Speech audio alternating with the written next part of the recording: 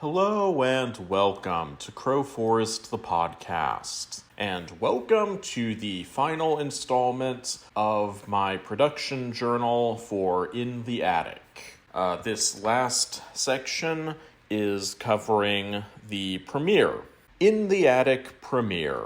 August 24, 2023. Today, I set up an appointment with the Queen Theater and went over there to do a test screening and make sure that the DVD was working okay. It was really cool seeing my movie playing on the big screen, and the DVD worked without any playback issues, so that's a huge relief. So now I guess I'm ready for the premiere this weekend, and August 27, 2023.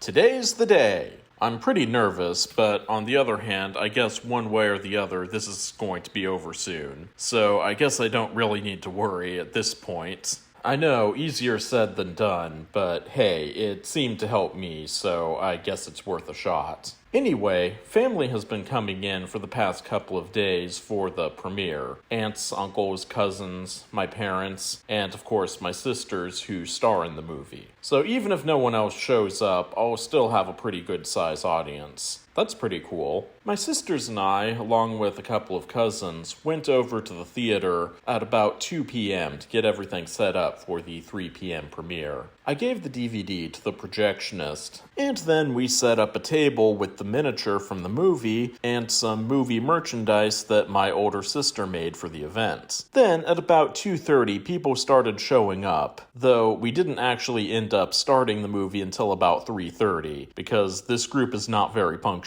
Once we finally got started, my younger sister and I got up and said a few words to introduce the movie. Then we went to sit down in the front row seats to watch with everyone else. I had, of course, already seen the movie numerous times in various states of completion, including the final version at least once, but I think that this was actually the first time that my sister saw it, which is kind of crazy considering that she's in it. After the movie ended, my sister and I got up again to do a Q&A panel, using the provided microphone to ask if anyone had any questions, and then awkwardly holding it out to hear any questions that people had. Eventually, we got a pretty good system going of passing the microphone around, but even so, I did occasionally find myself needing to answer a question when I didn't happen to have the microphone. So I ended up having to make the adjustment between whispering into the microphone and having my voice come out all loud and boomy from the speakers, and shouting into the rafters to make myself heard. But slight technical issues aside, it went really well. After the premiere, everyone went back to my sister's house for the after party, and I got to have some more one-on-one time explaining film techniques to a very appreciative audience. So all in all, today went really well.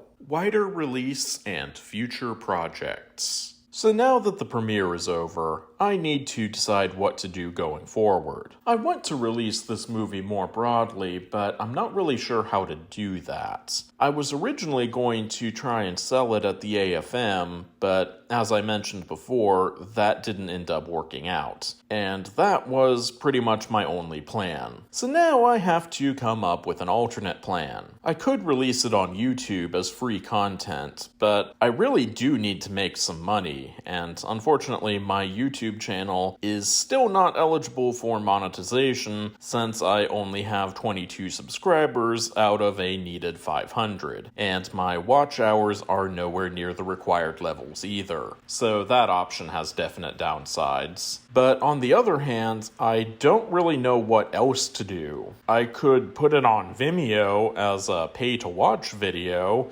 but no one has even heard of Vimeo, so I don't think I'd get much traffic. I could put it on Prime Video, but they take a lot off the top, and it kind of has a reputation of being where movies go to die. Plus, I don't really feel right about putting this movie behind a paywall. I feel like it's not really good enough for that. So I guess YouTube it is. At least this way I can get it released quickly, and hopefully get more views than I would get otherwise. Hell, maybe I can even gain enough subscribers and watch hours to get some ad money. I mean, I can dream, can't I? But also, if I put it on YouTube, I can use it as advertising for my next movie. My older sister recently ran a successful Kickstarter campaign, and she's been helping me to set up a Kickstarter to fund my next movie, which has the working title of The Demon House of Bossier Parish. So my plan is to launch the Kickstarter and upload In the Attic to YouTube at the same time, and cross-post it in order to hopefully generate some interest. And maybe even some money. So if you're interested,